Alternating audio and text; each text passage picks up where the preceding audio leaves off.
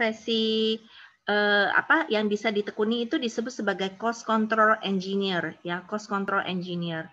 Nanti mungkin menurut saya masa sekarang pandemi itu menjadi penting ya, bahwa seorang engineer itu memiliki kemampuan untuk cost analysis and cost control, karena industri-industri sekarang, perusahaan-perusahaan itu pada diterpah pandemi gitu ya, sehingga banyak yang mengambil sikap menonaktifkan karyawannya ya, mempekerjakan 50% kemudian atau memperlakukan sistem rolling ya. Jadi ada sekian karyawan yang masuk hari tertentu dan sekian lagi. Nah, itu juga yang terjadi juga di Ubaya gitu ya, Ubaya. Tapi Ubaya itu untuk karyawannya masuknya 1 minggu cuma 1 atau 2 kali, tapi kita dibayar full ya. Dan selama pandemi ini kita juga dikasih insentif tambahan gitu ya untuk memotivasi kita, karena ada terjadi adaptasi pembelajaran dari offline menuju online yang semuanya itu kaget ya.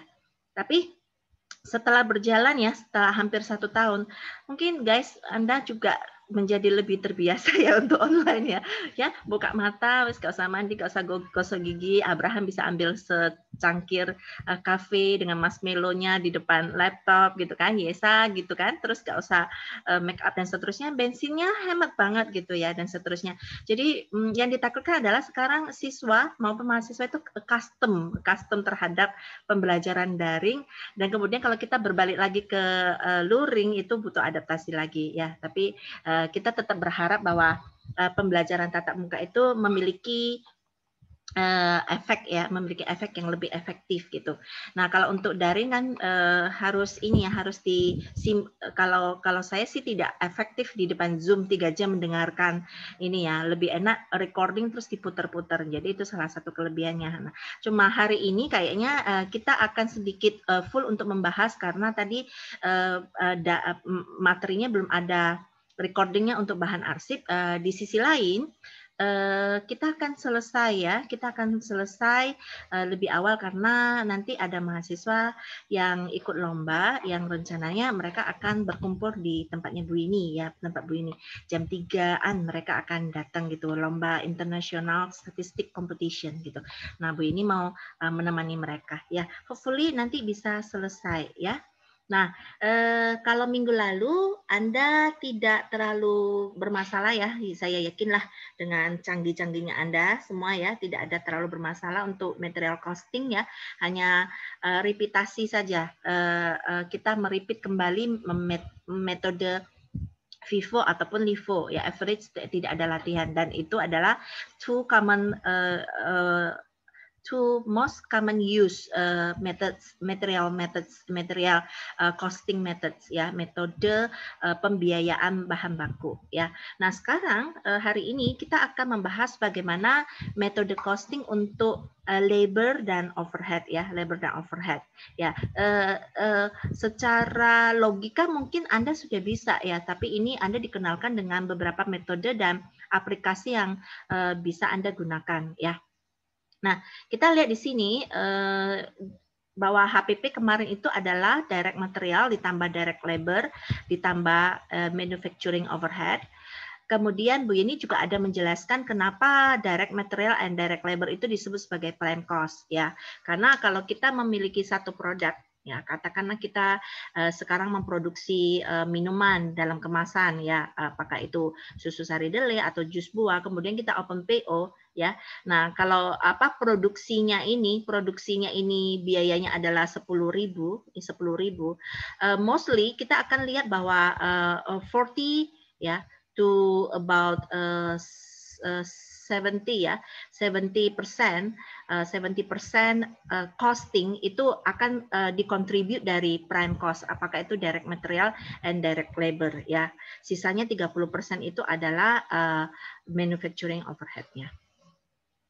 Nah, untuk metode labor di sini ada istilah yang disebut sebagai straight piecework plan ya, straight piecework plan. Ini maksudnya kita menghitung tarif ya, kita menghitung sebuah tarif, kemudian data tarif itu yang akan kita pakai untuk menghitung apakah karyawan itu perlu dibayar, ya perlu dibayar sesuai dengan tarif tersebut ya, dan itu juga bisa dijadikan dasar penentuan insentif ya. Jadi kita berbasis yang kita sebut sebagai tarif. Nah, tarif di sini itu adalah tarif tenaga kerja. Biasanya kita kepingin cari tahu rupiah sekian per unit. Ya. Jadi itu tarif tenaga kerja ya, tarif pembiayaan tenaga kerjanya. Jadi fokus kita adalah mencari satu unit ini biaya labornya kena berapa rupiah per unit barang ya. Nah, untuk itu kita biasanya akan membutuhkan informasi standar produksi ya. Kita akan mengenal istilah standar produksi dan upah dasar ya, standar produksi dan upah dasar. Beberapa slide mendatang Anda akan mengetahui apa yang kita sebut sebagai standar produksi dan upah dasar. Kalau ada yang bertanya, silakan di raise hand ya, atau tulis di Zoom chat ya. Nah, ini diketahui di dalam soal bahwa standar produksi dari perusahaan kita itu adalah 10 unit per jam ya. Barangkali Anda membayangkan sebuah industri ya. Kalau tadi Bu Yeni singgung ya, Bu Yeni singgung itu botol minuman misalkan, botol minuman berarti kita bisa membayangkan kayak pembuatan minuman dalam botol, home industry saja itu bayangkan 1 jam itu bisa menghasilkan 10 botol ya, 10 unit per jam. Nah, guys, ini kalau di kuliah ini selalu informasinya diberikan gitu ya. Tapi ketika kalau Anda sudah berada di industri atau real life gitu, ini informasi yang harus Anda cari atau Anda tetapkan gitu ya. Ini pernah waktu di waktu kerja gitu ya, waktu kerja kemudian ada atasan Bu Yeni ngomong, Bu Yeni sini, anak buahmu itu kerjanya lambat loh gitu kan. Waktu itu di bagian quality control, terus karena kita jadi quality control itu tugasnya kita menginspeksi ya, jadi barangnya itu komponen speaker ditaruh di dalam tong-tong ya, 1 tong itu sekitar kalian pernah lihat ya, tong bensin yang tinggi itu ya, setinggi dada itu dipotong jadi 2, jadi dia jadi 2 tong. Nah, barangnya itu ditempatkan di situ komponen speakernya ya. Mungkin Anda tahu komponen speaker, yoke, washer dan seterusnya situ. Nah, produksi menghasilkan itu penuh, kemudian QC menginspeksi. Kalau inspeksinya tidak lolos, dia kasih kartu kuning. Kalau inspeksinya lolos, dia kasih kartu hijau. Artinya boleh diteruskan atau dikirim ke customer. Ya. Terus salah satu inspektor saya, anak buah saya itu sangat ketat ya, karena dia sudah berpengalaman, namanya Ibu Kartini ya, namanya memang Ibu Kartini ya, sangat ketat sehingga banyak tong-tong itu yang dikasih kartu kuning ya. Kepala produksinya enggak suka gitu ya, karena barangnya tidak bisa dikirim diteruskan gitu kan. Terus akhirnya itu seperti konsultasi ya, konsing usul konsing altasi gitu kan, karena saya yang kasih kartu kuning, akhirnya kepala pabriknya ngomong, kamu yang harus selesaikan masalah ini. Jadi saya harus sortir ya, saya harus sortir barang tersebut, barang yang jelek itu ditahan, barang yang bagus setelah sortir itu dikirim. Coba bayangkan, mereka adalah produksi, mereka yang menghasilkan cacat ya. Bu Yeni bagian quality control, Bu Yeni yang bagian inspeksi, Bu Yeni yang kasih kartu kuning, artinya jangan diteruskan. Ujung-ujungnya Bu Yeni harus menyelesaikan masalah itu gitu ya, masalah cacat tersebut ya. Setelah itu kemudian kan banyak tong yang dikasih kartu kuning kan, kasih kartu kuning. Lalu si kepala pabriknya ngomong gini, inspektormu kerjanya lambat sekali deh. Harusnya bisa lebih cepat sortirnya. Coba bayangkan, sudah tong dikasih kartu kuning, nggak boleh kirim gitu kan. Kita berharap operatornya menyelesaikan, malah karyawan kita yang disuruh mengsortir ya, jadi memilih mana yang bagus, mana yang tidak, seperti itu komponen speaker ya. Terus habis itu kita masih ditegur, karyawanmu itu kerjanya lambat gitu. Apa kalau Anda jadi Bu Yeni gimana perasaan kalian ya? Ya, mangkel gitu kan ya, mangkel gitu kan. Terus habis itu akhirnya Bu Yeni kepikiran salah satu mata kuliah di teknik industri yang disebut sebagai analisis dan perancangan kerja ya. Jadi itu saya nggak tahu Anda nanti ada nggak ya mata kuliah itu di kalian APK? Kayaknya ada deh. Ada Bu Arya. Ambil. Semester ini belum. Belum. Oke, itu ya Bu Yeni tulis di situ.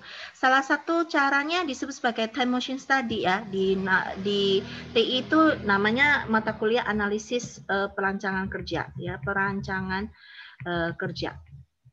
Jadi Bu Yeni waktu itu masih ingat betul ya, Bu Yeni waktu itu masih ingat betul karyawannya Bu Yeni itu 1 jam itu bisa mensortir 6 tong, ya 6 tong gitu. Tapi masih dimarahin, karyawan itu kerjanya lambat sekali, harusnya lebih cepat gitu kan. Terus Bu Yeni, oh iya aku belajar APK gitu kan. Saya pakai time motion study itu dengan metode ilmiah lah. Terus Bu Yeni curi-curi waktu, ngukur dan seterusnya Bu Yeni hitung, kemudian akhirnya dengan bangga ya Bu Yeni ngomong, Pak saya sudah melakukan analisis di dalam metode ilmiah itu disebut sebagai time motion study. Ini tujuannya untuk menentukan output standar gitu kan. Dengan perhitungan data saya keluar, Pak, dari hasil perhitungan saya satu jam itu bisa menghasil atau bisa mensortir 4 tong, Pak. Dari hasil perhitungan saya, Bapak, kalau karyawan saya sudah kerja 6 tong per jam gitu. Harusnya karyawan saya itu kerjanya sudah bagus loh, Pak. Malah di atas standar gitu. Ya, terus Bapaknya liatin, mana sih datanya? Terus diliatin.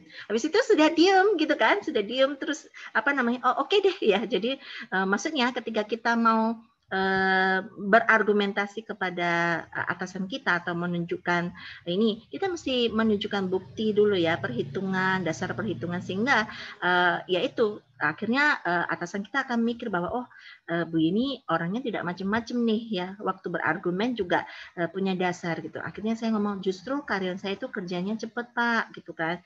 Kalau standar itu 4 tong per jam gitu. Ini saya sudah 6 tong per jam, berarti sudah cepat.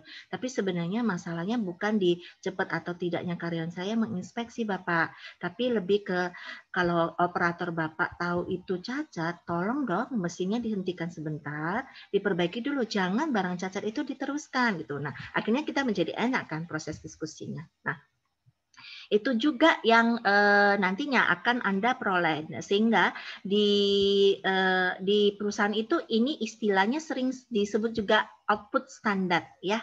Output standar. Output standar.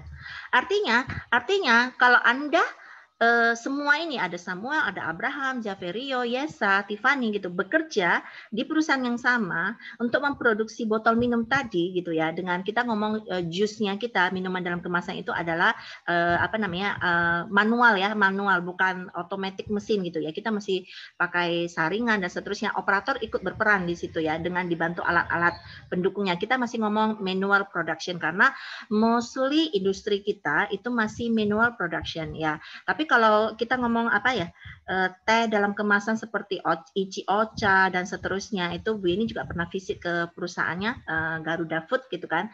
Waktu mereka baru set up lini produksi baru, mereka minta beberapa mahasiswa teknik industri untuk magang di sana menyelesaikan beberapa persoalan. Ya itu jadi seringkali mendengar mereka. Nah itu sudah otomatis mesin gitu. Mulai dari botolnya masuk. Kalau Anda pernah visit Pocari Sweat ya, atau Anda lihat video Pocari Sweat gitu, dari botol langsung tiup, langsung isi, langsung selesai gitu. Nah itu otomatis mesin semua gitu ya. Nah itu kapasitasnya sangat bergantung kepada kapasitas laju mesin. Tapi kita sekarang lagi berbicara manual proses dulu yang membutuhkan operator ya, seperti itu. Nah output standar. Jadi misalkan Anda semua itu adalah operator di perusahaan ini ya. Tentunya kita berharap Anda bekerja sesuai dengan standar gitu kan ya. Baktiar bisa produksi 10 unit per jam. Abraham juga, Rian juga, Yesa juga gitu. Tapi operator kita kan berbeda-beda ya karena mereka insan yang berbeda ya. Samuel Elizai lagi seneng gitu habis dapat pacar gitu kan. Yuk kerjanya lebih cepat gitu kan. Dia bisa 15 botol per jam gitu. Yoser lagi asik tuh kemarin main PUBG atau apa sampai malam-malam gitu kan. Terus kerja capek gitu. Dia cuma bisa hasilkan 8 botol per jam gitu. Nah, itulah kelemahannya manusia gitu kan. Mereka fluktuatif karena tergantung ada emosinya. Sehingga Anda akan mendapatkan fenomena karyawan-karyawan kita yang bekerja sesuai dengan standar, atau ada yang di bawah standar, ataupun ada yang di atas standar, ya, sampai di sini. Sehingga kita mesti memberikan perlakuan, ya, memberikan perlakuan terhadap karakter-karakter atau hasil yang berbeda-beda. Nah, cara kita memberikan perlakuan adalah kita mesti tahu dulu tarif, ya, kita mesti tahu dulu tarif standar tenaga kerja kita seperti apa. Baru nanti kita bisa menggunakan itu sebagai decision making, ya. Nah, output standar sudah diketahui 10 unit per jam, ya. Lalu kemudian dilanjutkan informasinya.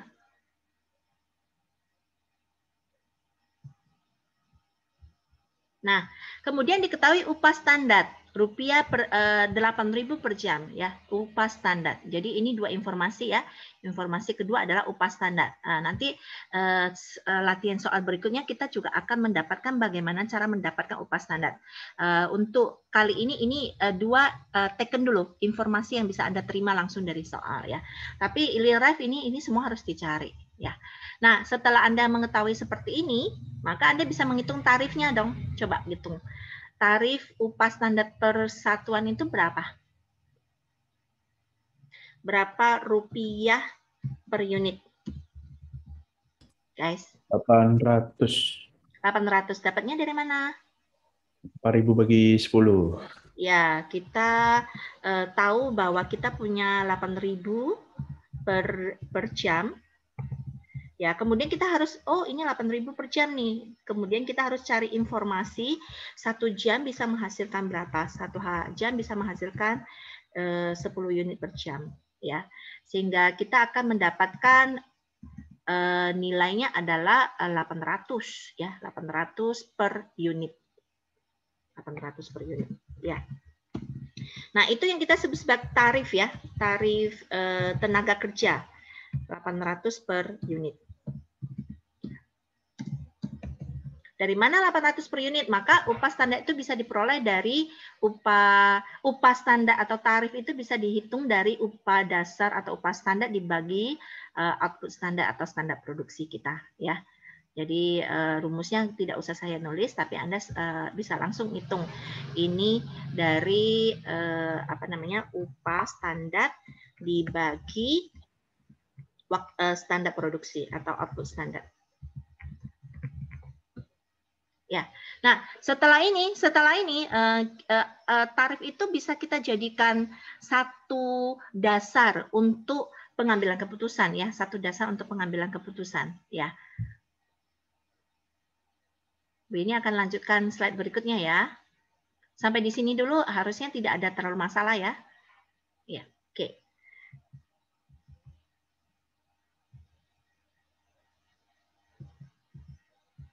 Nah. Tadi dikatakan bahwa output standar kita berapa? 800.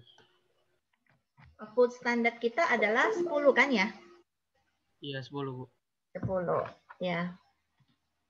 Jadi fenomenanya ketika kita berbicara tentang manual proses atau semi manual yang prosesnya membutuhkan tenaga manusia, kita akan face the problem bahwa mereka memiliki produktivitas yang berbeda-beda, ya. Ada orang yang menghasilkan cuma 9 unit per jam, ada orang yang menghasilkan 10 unit per jam. Ini standarnya kita, ya, ini standarnya kita. Ada orang yang menghasilkan 11 ataupun 12 gitu. Nah, menurut Anda gimana perlakuannya kita terhadap operator yang memiliki produktivitas yang berbeda-beda? Hey guys, how do you think?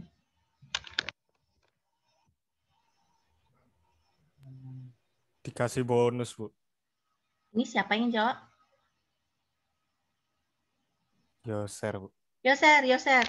Jadi kasih bonus. Yang dikasih bonus siapa?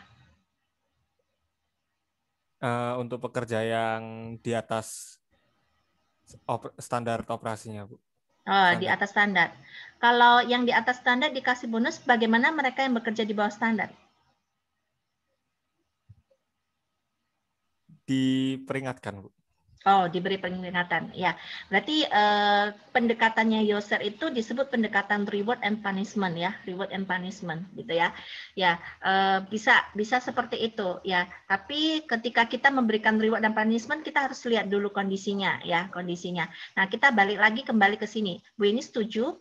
Ketika kita ingin melakukan program reward and punishment, guys, maka kita butuh tarif tadi kan, tarif tadi. Nah, kita tahu kalau tarif kita itu adalah, ini tulis kembali di sini, tarifnya hasil perhitungan kita itu tarif tenaga kerja itu sama dengan 800 per unit ya. Per unit. Nah, terus orang yang menjalankan standar menghasilkan output sesuai dengan standar yaitu 10 unit per jam, mereka akan mendapatkan gaji yang sama ya. Tadi kan 8.000 per jam kan. Ini apa namanya upah standar kan? Upah standar kan? Upah standar ya. Nah, ketika mereka yang menghasilkan di bawah 9 di sini kita tetap kasih 8.000 ya. Dengan catatan bintang, dikasih peringatan. Kenapa kita tidak boleh motong? Kenapa kita tidak boleh motong dia di bawah 8.000? Ya, karena satu, dia adalah fixed cost ya, karyawan tetap ya. Karyawan tetap yang bekerja tapi memiliki low productivity ya. Tetap kita harus bayar karena kan aturannya kalau karyawan tetap terima gaji, kerja bagus atau tidak bagus, gaji tetapnya tetap jalan, itu namanya fixed cost gitu. Tapi kan kita tidak mau ini dibiarkan loh. Ya, apa yang terjadi kalau orang yang 9 unit per jam ini atau orang yang bekerja di bawah standar itu kita biarkan? What happened to our company? How do you think? Rugi. Selain kita rugi? Kasihan ya. Nyampe target. Ya, selain dia tidak mencapai target, ya kita harusnya bisa kirim, kalau 4 orang kita bisa kirim 40, gara-gara dia kita cuma bisa kirim 39. Itu obviously sudah jelas betul gitu ya. Nah, efek jangka panjangnya apa kalau kita mempertahankan orang seperti ini? Enggak bagus untuk perusahaan, Bu. Apa, Pak Tia? Enggak bagus untuk perusahaannya sendiri itu, Bu. Soalnya enggak bagus untuk perusahaan itu sendiri, dan juga kasihan yang udah kerja keras-keras untuk memenuhi produktivitas tapi dia tetap gitu-gitu aja, Bu. Nah, jadi nggak ada kemajuan. Itu efeknya ya, itu efeknya ya. Jadi efek jangka panjangnya adalah kalau misalkan Xaverio Samuel Baktiar itu adalah orang yang bekerja di atas atau sama dengan standar, kemudian ada beberapa orang yang bekerja di bawah standar, gajinya sama, Anda akan berpikir, ngapain ya aku kerja di atas standar, ngoyo-ngoyo wong di bawah standar aja bayarannya sama gitu. Sehingga orang-orang yang bekerja low productivity ini akan meracuni orang-orang itu ya. Anda mungkin belum pernah menghadapi demo karyawannya. Demo karyawan itu bagi perusahaan itu stressful banget ya. Bu ini punya tante buka perusahaan percetakan sama Spring Bed ya, American Spring Bed gitu. Dan pernah sharing, aduh kalau sudah kena demo karyawan itu bisa berhari-hari tidak makan gitu ya, karena stres gitu. Nah, demo karyawan itu biasanya dipicu oleh provokator, 1 atau 2. Nah, bagi mereka kalau saya punya 10 orang karyawan yang bekerja di atas atau sama dengan standar, hanya ada 1 atau 2 yang bekerja di bawah standar atau orang itu adalah provokator. Mending orang itu cepat dikeluarkan ya, cepat dikeluarkan karena dia bisa membawa racun bagi perusahaan kita seperti itu ya. Nah, so that's why orang ini tidak boleh dibiarkan, dikasih bintang ya. Kemudian kata Yoser tadi, Yoser ini memang calon kepala pabrik itu, Bu, kita kasih peringatan sehingga di perusahaan itu ada dikenal apa ya istilah SP, surat peringatan 1, masih berada surat peringatan 2 sampai 3, habis itu kita boleh out gitu. Ya, seperti ini. Ya. Itu ya, surat peringatan. Tapi jangan selalu orang yang di bawah low productivity itu selalu kita asumsikan jelek gitu ya, guys. Bisa jadi kayak apa namanya, misal di sini misal ya Bu Yeni ngambil contoh misal Tiffany dia bekerja 9 unit per jam gitu. Tapi performance biasanya dia itu nggak seperti itu. Nah, setelah digali-gali ternyata Tiffany lagi punya masalah keluarga, sering lembur, dia kerja part time di tempat lain dan seterusnya, mengakibatkan dia sangat capek banget ketika bekerja di sini. Nah, disinilah peranan HRD, Human Resource Department di perusahaan tersebut itu untuk menginvestigasi mana karyawan yang punya low motivation, apa problemnya mereka, kemudian dan bla bla bla untuk diinvestigasi. Ya, tidak melulu harus memberikan SP1, SP2, SP3 dan langsung di out gitu. Jangan-jangan Tiffany ini dengan kita memberikan dia motivasi gitu, dia barangkali berikutnya dia akan menghasilkan output produksi 15 unit per jam yang tidak pernah dicapai oleh orang lain gitu. Nah, itu memang tergantung kepada pendekatan, sehingga di industri ATA itu juga ada istilahnya disebut sebagai psikologi kerja ya, work psychology gitu ya, bagaimana Anda human approach dan kepada orang ya. Bu Yeni bukan hanya cerita nonsen ya, karena I have gone through ya such thing like that gitu. Jadi kita bisa bercerita seperti itu ya. Oke, lalu kemudian mereka yang berada di atas standar ya. Jadi mereka yang berada di atas standar sudah jelas bahwa kita perlu menghargai mereka. Bagaimana menghargai mereka? Maka ketika dia menghasilkan 11 berarti standarnya 10, dia punya insentif 1. Nah, 1 ini ya, tarif kita 800 unit. 800 rupiah per unit itu ini ya. Ketika dia bisa menghasilkan 12, maka kita kasih 10 plus 2 gitu kan. Duanya ini adalah 2 unit kali tarif dasarnya 1.600 ya. Sehingga inilah yang mereka take home pay-nya bisa dibawa pulang. Ya, seperti itu. Nah, itu mekanisme insentif ya, mekanisme insentif. Oke, sampai di sini dulu ada yang mau ditanyakan? Ya, kita akan lanjut ya. Mekanisme insentif itu penting ya. Ya, kayak sekarang itu kan selama pandemi itu tahun lalu ya, mulai bulan 2 ya, Bu Yeni kan punya tanah villa lah di Trawas gitu kan. Terus kan villa itu sering kosong gitu kan. Jadi Bu Yeni jadikan hotel kerjasama dengan Oyo ya. Jadi pakai platform Oyo gitu.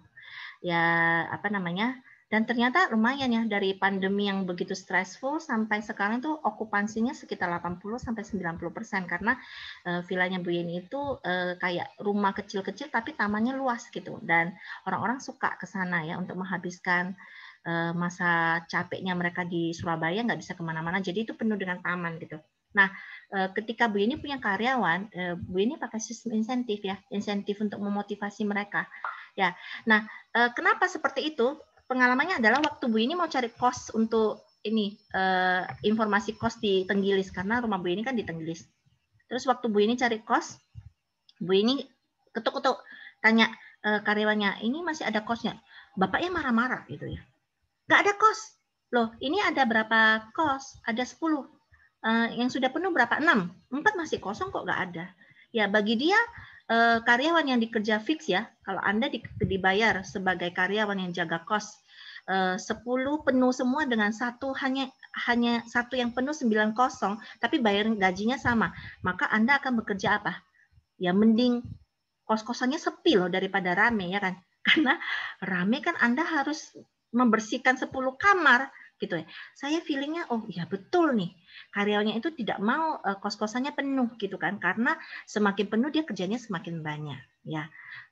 Jadi dia ngomong walaupun 6 sudah penuh gitu, karena dia nggak mau kerja capek-capek. Itulah yang menginspirasi Bu Yeni bahwa oh iya kayaknya kita perlu pakai sistem, sehingga saya sama karyawan saya motivasi, kalau okupansinya tinggi kamu setiap okupansi kamar saya kasih bonus sekian, tapi kalau okupansinya rendah sekitar 40% kamu tetap pakai gaji standar, karena kita nggak okupansinya di bawah 40% kan mungkin juga, tapi mereka kan juga harus hidup, mereka kerja dengan kita, mereka juga harus hidup kan, membiayai membiayai anak mereka, membiayai orang tua mereka dan seterusnya gitu. Tapi kalau di atas okupansi 40% standar kita akan melakukan insentif. Nah, Bu ini punya perhitungannya untuk mereka ya.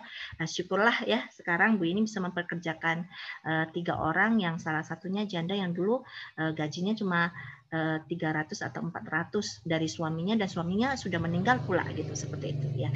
Jadi begitulah motivasi wira swasta ya, kita bisa menggaji atau membuka lahan bagi orang lain seperti itu. Nah, insentif. Nah, Bu, bagaimana cara menentukan tarif atau upah standar ya? Itu tarif atau upah standar bisa dilihat dari slide berikutnya ya. Tadi kan ada informasi ini loh guys, sudah kelihatan ya slide-nya ya.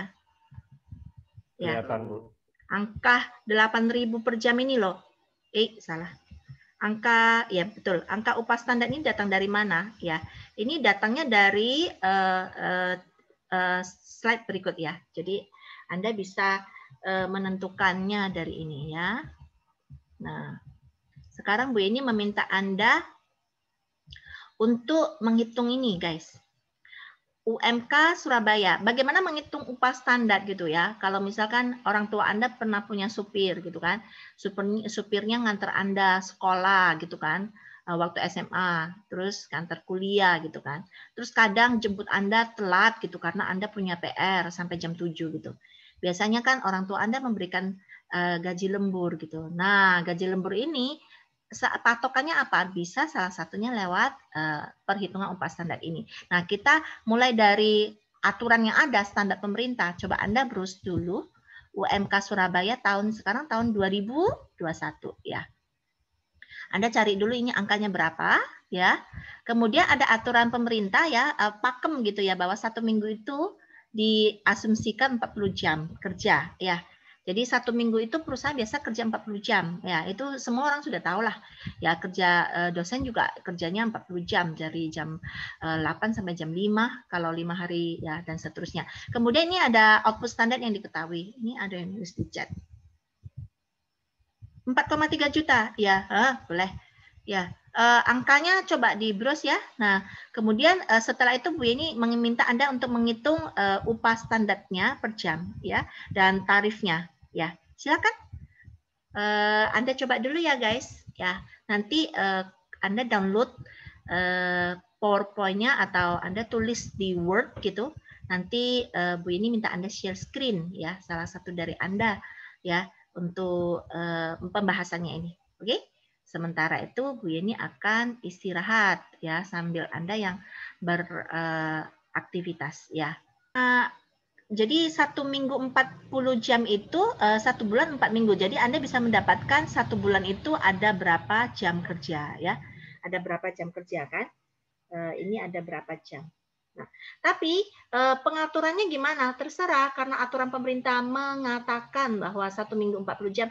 Biasa perusahaan ngatur-ngatur sendiri gitu ya. Oh, kalau saya kerja 5 hari kerja, berarti saya punya 8 jam per hari. Ya, per hari. Ditambah istirahat 1 jam, berarti kerjanya 9 jam. Jadi dia masuk jam 7, masuk jam 7, pulangnya jam 5 ya, 17.00. Itu berapa ya kan? 7 10 jam sampai jam 6 sampai jam 4 gitu. 9 jam kan, dikurangi 1 jam istirahat. 1 jam istirahat. Ya, tapi kalau misalkan Anda mau 6 hari kerja, Anda aturlah Senin sampai Jumat itu kerja dari jam berapa sampai jam berapa, sisanya dialihkan ke Sabtu gitu. Itu juga boleh gitu. Tapi biasanya kita ngomong 1 minggu itu 40 jam ya. Jadi bagi karyawan yang sudah cerdas itu ya, mereka tahu kalau 1 minggu itu kerja dari 40 jam ya, mereka akan meminta perusahaan itu untuk membayar kelebihannya itu sebagai gaji lembur. Itu beberapa karyawan yang cerdas gitu ya, karyawan cerdas. Ya, tapi tidak semua perusahaan seperti itu ya. Kayak dulu Bu ini kerja, dia ngomong, "Oke, saya tahu kalian semua tahu, 1 minggu itu 40 jam, tapi saya kepingin kalian setiap hari itu ada nambah 1 jam gitu ya." Itu adalah rasa cinta kalian kepada perusahaan dan itu tidak dibayar. Itu ada loh perusahaan seperti kayak gitu. Dia minta kita loyalitasnya seperti itu. Itu juga ada ya, seperti itu. Oke, Baktiar, sudah menjawab pertanyaannya? Sudah, Bu. Ya.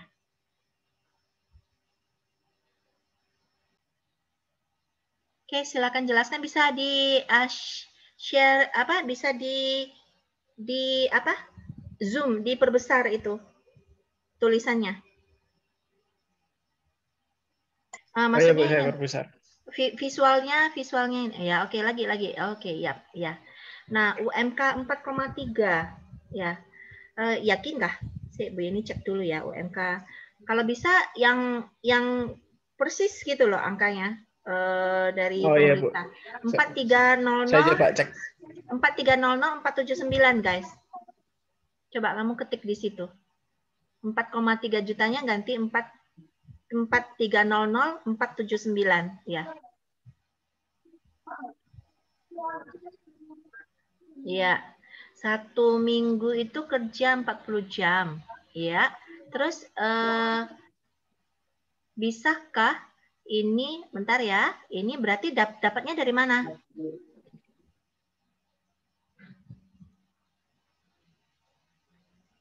Kenapa, Bu? Angka 107 dapatnya dari mana? Dari, Bu ini tulis ya, supaya nanti orang bisa, berarti dari gaji per standar, rupiah per bulan, ini rupiah per bulan, dibagi ya, dibagi 1 bulan itu kita punya 40 A2 bagi B2. Hah? A2 bagi B2. Itu masih upah per minggu. Kita belum ubah ke per bulan, ya. Oh iya, Bu. Berarti ini kalikan 4 ya? B2-nya kali 4, ya. B2-nya tetap, guys. Waktu di D-nya ini yang kamu kalikan 4. Oh, jam kerja per bulan. Oke, guys. Baik. Jadi ketemunya 26.878 per jam. Nah, ini informasi penting ini, guys. Sekarang sudah tahu toh, kalau kita itu di Surabaya itu setiap jam itu standarnya itu kita akan dibayar sekitar 26.000, ya. Jadi kalau ada supir Anda yang lembur, ya, misalkan lembur 1 jam, biasanya upah lembur atau gaji lembur, ya, karena namanya lembur toh, bekerja di luar itu bayarnya 1,5 kali sampai 2 kali regular. Ini kita sebut sebagai regular rate, ya, regular rate, ya. Jadi kalau Bu Yeni supaya gampang ya more or less lah, jam goceng lah ya, 25.000 lah ya, supaya hitungnya gampang gitu. Nah, kalau ada supir Anda lemburnya 1 jam gitu, 1 jam, ya Anda hitungannya berarti dia harus dibayar 1 kali tarif dari 25.000, sekitar 37.500 ya. Ya kan? Nah, terus kalau dia kerja 2 jam ya sekitar berarti 75.000 gitu. Nah, Anda kan sudah cerdas, sudah tahu. Nanti kalau Bapak supir Anda itu kerja 2 jam, Anda sudah tahu tarifnya, Anda kasih dia 50.000 sambil ngomong gini, Pak, terima aja, ini uang kopi gitu ya. Padahal kalau dia tahu hitungannya, dia pasti tahu kalau Anda cuma kasihnya lebih dikit gitu. Tapi kan kita mengapresiasi gitu ya, mengapresiasi. Nah, ini aturannya default-nya ya. Seperti itu, guys. Nah, ini penting ya, ini penting 25.000 per jam gitu. 25.000 per jam ya. Cuma selain kita membentuk Anda sebagai sarjana teknik mesin dan manufaktur atau teknik industri yang kompeten, kita juga mengajarin Anda etika ya, etika. Saya itu Bu Yeni itu pernah lihat Karen Bu Yeni itu waktu regular time itu kerjanya sengaja diperlambat. Saya tanya, kok nggak selesai sih target hari ini? Gak apa-apa Bu, gak apa-apa Bu. Ya, terus dia tanya, Bu, bagaimana perencanaan lembur untuk hari ini? Boleh nggak saya lembur gitu kan?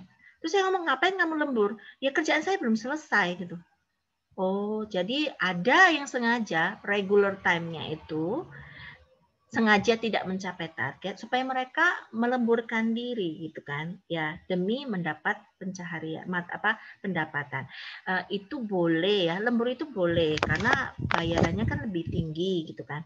Tapi kita nggak boleh lah pakai cara gini kan, secara etika kan berarti waktu regular time malas-malasan justru menggunakan tambahan pekerjaan itu gitu, seperti itu. Tapi kalau misalkan satu hari itu kita punya standar gitu ya. Tadi output standarnya berapa ya guys ya di slide? 25 Per 25 unit per jam. jam ya. Ya. Jadi kalau 25 unit per jam, kita satu hari itu kerja 8 jam. Berarti gocap kali sih. 200 unit per hari ya, kita harusnya ya per hari. Nah, ini targetnya. Betul enggak ya? Iya, Bu, sudah benar. Nah, 200 unit per hari. Nah, semua tahulah Tiffany itu kan karyawan yang bukan malas-malasan gitu. Tapi dia tidak mencapai target 200 unit per hari gara-gara mesinnya itu down atau listrik dari PLN mati gitu. Akhirnya dia tidak mencapai. Nah, orang seperti kayak gitu bolehlah kita lemburkan untuk mencapai 200 unit per harinya dia gitu, karena kan banyak apa ya hal-hal tertentu yang terjadi gitu kan yang mengakibatkan tidak mencapai target. Jadi case by case kita lihatnya. Tapi jangan seperti case yang pertama yang menurut saya kurang beretika ya seperti itu, dan saya harap semua dari kalian itu tidak seperti itu ya. Nah, kalau begitu upah per produknya ini dapatnya dari mana, Sam? Coba rumusnya itu. Coba diklik itu, boleh dijelaskan itu apa per apa? Ini Bu, jadi upah per jam bagi dengan output per jamnya. Oke, berarti ini angka dapat dari 26878 per 25. Ya, berarti per piece-nya itu dihargai 1078 unit ya. Nah, angka ini penting ya. Jadi kita sekarang sudah bisa menghitung. Ya, kalau di beberapa perusahaan seperti itu ya, seperti apa ya, rock gitu. Kalau Bu Yeni dengar itu, apa? Kalian pernah berkunjung ke pabrik rokok gitu, ada SKT dan SKM katanya mereka, sigaret kretek tangan dan sigaret kretek mesin gitu. Nah, kalau sigaret kretek tangan itu manusia yang gelinting rokoknya, katanya mereka lebih enak atau ya apa, saya nggak tahu ya. Kalian ada yang rokok nggak di sini? Siapa yang rokok di sini? Untung nggak ada gitu ya. Ini juga nggak pernah gitu ya, nggak pernah. Ya waktu kecil aja mencoba rokoknya orang itu gimana rasanya gitu ya. Kecil waktu SD ya, SD kelas 3 itu ada nenek-nenek itu ngerokok. Gimana sih rasanya ngerokok gitu. Terus langsung batuk gitu ya. Ya syukurlah ya suami saya juga bukan perokok dan seterusnya gitu. Yang Bu Yeni kadang heran itu adalah karyawan-karyawan itu loh, sudah lulusan SD, SMP, kerja karyawan, mereka loh uang yang dihabiskan untuk rokok lebih banyak daripada gaji yang bisa mereka terima gitu kan. Kadang seperti itu, aneh gitu kan. Nah, kembali lagi ke sigaret kretek tangan ya. Jadi mereka menggelinting rokok gitu, yang menggelinting rokok. Nah, nanti dan karyawannya itu dibayar itu variable cost ya, bukan fixed cost, bukan kerja hasil atau hasil sesuai target atau tidak, gajinya tetap enggak. Mereka dibayar variable cost. Jadi kontrak ya. Jadi karyawannya ibu-ibu kalau pagi-pagi itu sudah antri di pabrik rokok tersebut, bawa tempe, kemudian ada tembakaunya, ada kertas kantingnya. Nah, mereka seharian kerja gitu. Nanti kalau ada telepon dari suaminya suruh pulang, ya sudah. Ya, entah kerja 3 jam, mereka lapor, Pak, aku 3 jam, nanti dihitung, oh 3 jam ini harusnya gini gitu. Nah, tarifnya sudah bisa, oh dia bisa menghasilkan berapa unit, nanti tinggal dikalikan rupiah per unit itu. Itu juga bisa dipakai ya tarif tenaga kerja ini. Oke, guys. Samuel Eluija, terima kasih. Eluija itu marga dari mana ya? Sam? Nama tengah itu. Apa? Nama tengah itu. Belakangnya apa? Panjang, Bu. Oh, kamu asli mana? Orang mana? Mas? Dari Solo saya. Solo. Oh, kamu ada keturunan Ningrat ah? Oke, ya. Oke, baik. Ya, terima kasih Sam ya, Samuel ya. Oke, terima kasih. Ya, jadi jawabannya adalah seperti itu. Lanjut ya. Selesai untuk ini. Ya, coba sekarang kalian bisa enggak ngitung yang cepat ini? Ya. Berapa yang akan diterima oleh Pak Rajin? Ini counting ya. Kalian butuh berapa lama ya? Ya.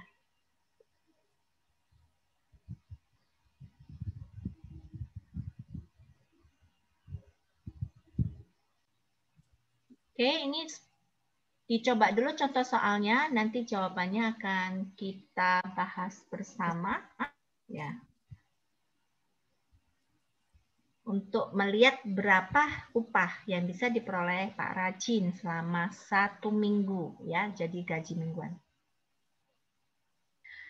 Labor costing sudah selesai, ya. Anda belajar bagaimana menentukan upah standar lewat standar pemerintah. Kemudian Anda juga belajar bagaimana menentukan tarif yang nantinya bisa dipakai untuk decision, apakah decision insentif, termasuk decision untuk menentukan seseorang yang bekerja di atas standar seperti Pak Rajin ini bisa mendapat uang berapa banyak, ya. Nah, berikutnya kita akan membahas labor overhead costing, ya, overhead costing. Bagaimana mengalokasikan biaya overhead ke produk, ya. Bagaimana mengalokasikan biaya overhead per produk. Intinya di sini memang kita lagi mencari berapa rupiah per unitnya overhead cost. Ya. Hanya pendekatannya ada bermacam-macam. Ya, pendekatannya ada bermacam-macam. Kalau dilihat dari slide, ini ada pendekatan sebanyak 5. Ya, 5. Yang pertama itu adalah pendekatan bagaimana. Bentar, ada chat. Ya, oke. Ada chat, izin. Yang pertama adalah pendekatan bagaimana mengalokasikan biaya overhead langsung ke unit produk, ya, sehingga ketemunya langsung rupiah per unit. Ya, nanti Anda akan melihat bahwa alokasi biaya overhead ke unit ini barangkali punya keterbatasan, sehingga muncullah pendekatan yang kedua. Pendekatan yang kedua yang Bu ini kasih tanda love, ya. Bagaimana biaya overhead itu dialokasikan berdasarkan jam, ya. Apakah jam tenaga kerja atau jam mesin, ya. Jadi yang love ini, dua metode ini hampir sama, ya. Satu dasarnya jam tenaga kerja, satu dasarnya jam mesin, ya. Kalau yang pertama ini berdasarkan jumlah unit, ya. Kalau yang kedua ini, metode yang kedua ada dua ini. Metode yang kedua ini berdasarkan alokasi jam, ya. Entah jam tenaga kerja atau jam mesin, tergantung mana yang lebih dominan prosesnya. Nah, metode yang ketiga yang Bu ini kasih tanda bintang ini, adalah menggunakan istilah yang disebut sebagai percentage, ya. Istilah yang disebut sebagai percentage tertentu. Dan metode yang ketiga ini ya guys, metode yang paling gampang, ya. Sehingga kita bahasnya yang paling belakang, ya. Metode paling gampang, paling praktis, ya. Tapi ya sesuatu yang praktis yang gampang mungkin akurasinya tidak terlalu tinggi, ya. Seperti apa genos gitu kan. Kan gampang tuh untuk mendeteksi COVID itu lewat tiupan angin. Murah gitu, tapi mungkin akurasinya lebih rendah dibandingkan swab test pakai PCR atau pakai antigen gitu, seperti itu. Ya, semua ada trade off-nya, ya. Nah, kita akan mencoba melihat bagaimana penggunaan metode atau pendekatan yang pertama, alokasi biaya overhead berdasarkan unit produksi, unit produk. Kita juga akan menggunakan pendekatan yang kedua dan ketiga. Kita akan melihat satu persatu secara tahap per tahap atau perlahan gitu ya. Dan at the end Anda akan melihat bahwa gampang kok sebenarnya ya. Oke. Bu ini akan menunjukkan yang pertama ya. Bu ini akan menunjukkan yang pertama, alokasi biaya overhead berdasarkan unit produksi. Ya. Untuk itu kita butuh tahu ya, cara berpikirnya sama seperti tadi. Sama seperti bagaimana menentukan tarif upah standar atau tarif tenaga kerja. Yang kita harus tahu dulu 1 bulan itu berapa. Kalau tenaga kerja sudah ada standarnya, pemerintah menganjurkan kalau di UMK Surabaya 4,3. Oh, itu tinggi banget ya guys. Tinggi banget benar ya. Kalau banyak perusahaan yang merasa UMK di Surabaya itu terlalu tinggi ya, sehingga mereka minda usahanya ke luar Surabaya. Gresik dikit coba. Anda Gresik berapa? Coba UMK Gresik sama UMK Sidoarjo. Berapa? Ini juga lagi search. Gresik 2021 4,3 sama juga. Pasuruan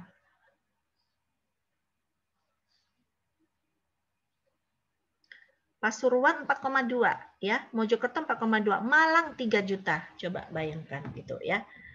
Ya, jadi kalau Gresik dan Sidoarjo itu kan sudah kawasan dekat Surabaya, itu sudah tinggi gitu. Jadi kalau kita nggak heran kalau tenaga kerja itu di Surabaya itu ada yang cuma karyawan pabrik sudah bisa ke KFC makan gitu, karena sudah dihitung mapan ya karyawan yang di Surabaya. Tapi itu ke perusahaan menjadi resiko, mereka harus bayar terlalu tinggi gajinya, sehingga banyak perusahaan yang mencoba memikirkan bagaimana menekan upah standar tenaga kerja itu dengan berpindah ya, sehingga ada Pasuruan industrial real estate ya, atau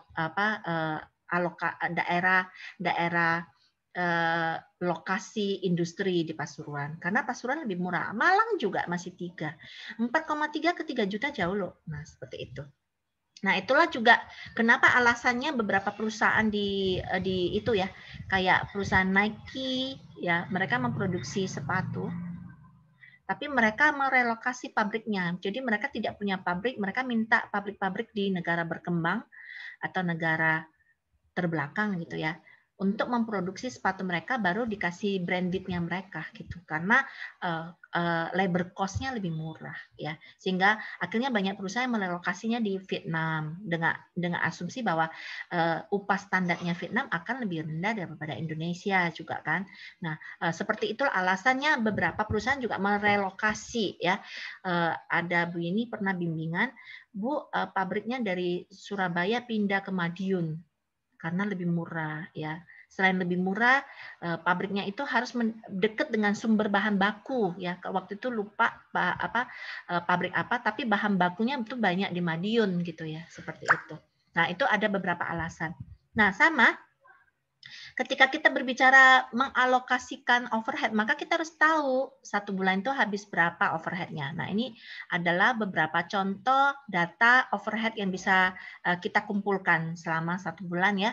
Kemudian ini ada contoh overhead ini dalam tabel ini dalam ribuan ya. Ribuan. Berarti perusahaan ini satu bulan kena overhead berapa itu? Satu bulan di perusahaan ini kalau dari data tabel di atas, overheadnya berapa? Guys,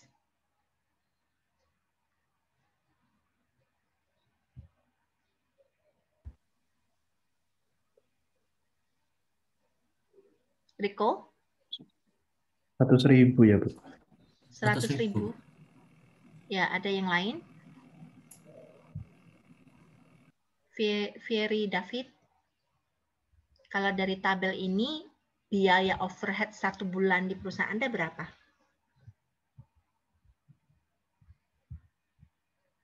David?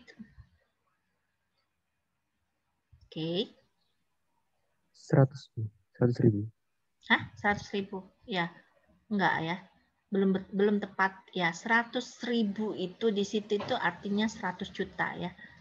Karena itu tabel ini dalam ribuan. Jadi ini 100 juta, tapi 100 juta itu adalah overhead variable ya. Overhead variable. Ini overhead tetap ya. Anda sudah harus paham overhead tetap itu ada produksi, nggak ada produksi, tetap kita harus bayar. Kalau variable overhead ini ketika produksinya banyak, dia baru muncul. Ketika tidak ada produksi, maka angka ini tidak akan. Oh iya, saya jadi host. Enggak langsung tapi karyawan. Ini kono Ya, Ibu. harusnya 400 sih. 400 ya sih. 400. Ya, sorry putus. Ya, betul. Berarti berapa ini overhead per bulannya untuk data ini? 400, Bu. 400 juta ya, guys. Itu angka 400 itu 400 juta ya totalnya. Ya. Oke. 400-an satuannya dalam ribuan rupiah ya, ribuan rupiah. So, dengan demikian berarti kalau kita mengalokasikan rupiah per unit, maka kita butuh tahu aja kan, 1 bulan itu kita produksi berapa, volume produksinya ini diketahui. Ya, kita bisa menghasilkan 10.000 unit roti ya, dengan sehingga kita bisa ngitung tarifnya BOP ini ya. Sama seperti tarifnya tenaga kerja. Bu, maksudnya BOP apa?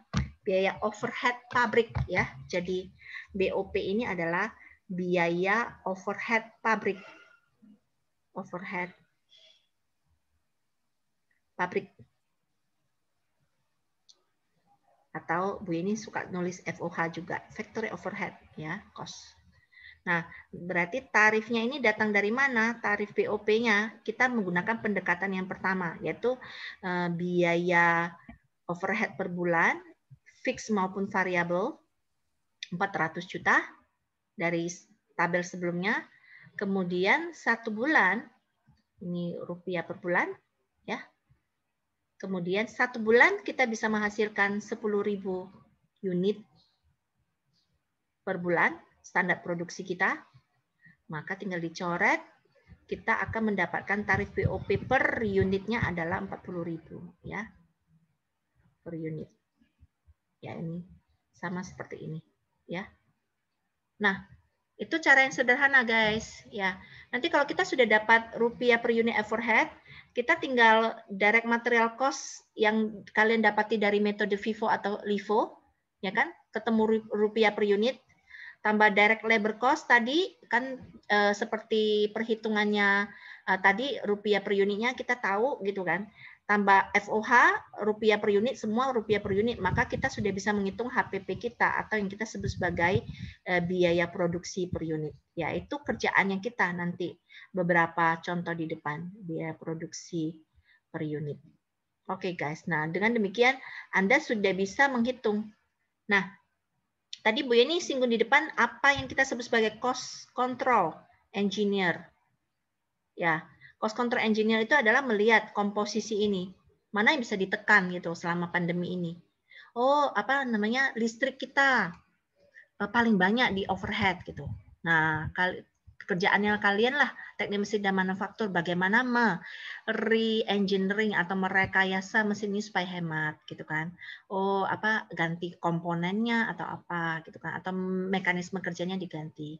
Terus kalau yang mengkonsumsi material terlalu banyak, berarti bagaimana mengubah analisis bahan ya, mungkin bahan ini boros, kita ganti bahan yang lain yang lebih awet gitu.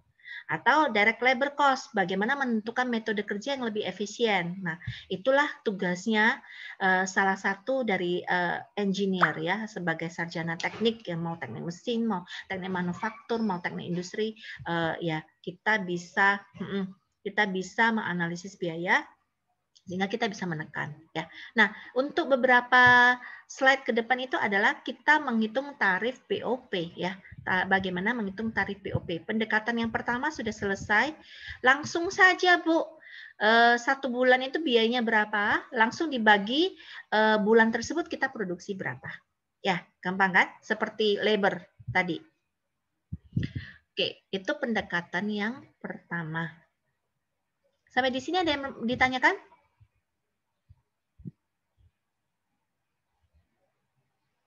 Ya, kalau tidak ada yang ditanyakan, kita lanjutkan. Nanti Anda bisa banyak menggunakan mekanisme sederhana yang ditulis ini ya, bagaimana mengalokasi biaya overhead ya. Ini sebagai alat bantu saja guys. Nanti kalau Anda sudah fasih, ya ini yakin tidak perlu seperti ini ya. Nah, kita akan mencoba template ini nanti untuk beberapa soal ke depan. Pertama, tentukan dulu nilai BOP kita total. Tentukan dasar alokasi kita. Lalu tentukan dasar alokasinya, lalu terakhirnya adalah hitung tarif BOP-nya. Ya, kita akan secara pelan-pelan ya, seperti ini. Nah, ini adalah contoh lain lagi ya guys, contoh lain lagi dengan menggunakan dasar alokasi jumlah unit, pendekatan yang nomor 1. Ya. Kasus 1, perusahaan memproduksi satu jenis produk saja, katakan baju, 1000 unit. Diketahui biaya overhead total 1 bulan 6 juta. Ya, tidak diinformasikan mana fix, mana variabel. Anda tahu sendirilah ya. Kalau perawatan mungkin semi variabel ya. Kadang ada perawatan rutin, kadang ada perawatan dadakan gitu, incidental karena mesinnya repel gitu. Begitu juga biaya pemakaian listrik semi variabel juga ada yang rutin dinyalakan seperti boiler, kemudian kulkas atau apa gitu ya. Kalau di Ubaya pemakaian listrik di farmasi itu sama di Teknobio itu rata-rata fix gitu. Karena ada bakteri yang harus ditaruh di lab mereka yang harus dinyalakan AC-nya atau treatment-nya. Kalau mati lampu gitu bingung semua. Jadi kalau terjadi apa ya itu pemadaman total gitu ya. Kalau di Bali itu nyepi itu apa namanya? Mati listrik itu namanya apa? Pemadaman. Iya. Pemadaman. Ada pemadaman sengaja dan tidak disengaja. Kalau nyepi itu kan pemadamannya disengaja. Apa namanya? Blackout, ya, blackout gitu. Karena orang bule itu suka ya. Kalau orang Bali sendiri nggak mau ya nyepi di Bali. Bosen Bu, nggak bisa main game, nggak boleh pegang gadget teknologi gitu kan. Tapi kalau orang luar negeri itu suka ke Bali itu nyepi gitu, mati semua lampunya, nggak boleh beraktivitas. Bagi mereka itu the day they contribute to save the earth gitu kan, mengurangi pemakaian listrik gitu. Nah itu apa namanya kalau di farmasi sama beberapa tempat itu nggak boleh tuh mati gitu. Jadi kalau ada blackout day gitu ya, rumah sakit yang paling bingung ya karena mereka ada vaksin, ada virus, ada apa yang harus mereka treatment di kulkas atau di satu alat yang harus dijaga temperaturnya yang mengandalkan listrik gitu. Begitu juga transportasi total 6 juta. Nah, sekarang kita akan mencoba melatih pakai tabel tadi ya. Lihat pelan-pelan ya, nanti kita akan mengalokasikannya untuk yang lain. Pertama, total anggaran BOP ya. Kita tahu bahwa 1 bulan kita punya overhead 6 juta ya. Lalu pendekatan yang pertama adalah kita menggunakan dasar alokasi unit. Oh, ternyata nggak ada. Oke. Kita menggunakan dasar alokasi unit produksi ya. Kita menggunakan pendekatan yang pertama. Pendekatan yang pertama, Bu ini kasih pendekatan yang pertama itu berdasarkan unit produksi. Jadi dasar alokasinya adalah unit produksi.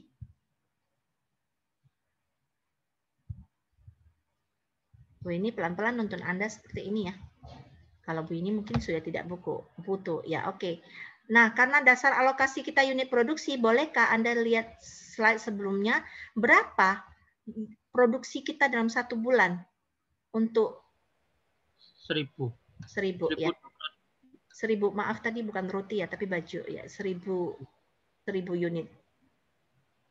Karena kita pakai dasar alokasi unit produksi, maka kita harus cari tahu 1 bulan itu kita produksi berapa. Oh, 1000.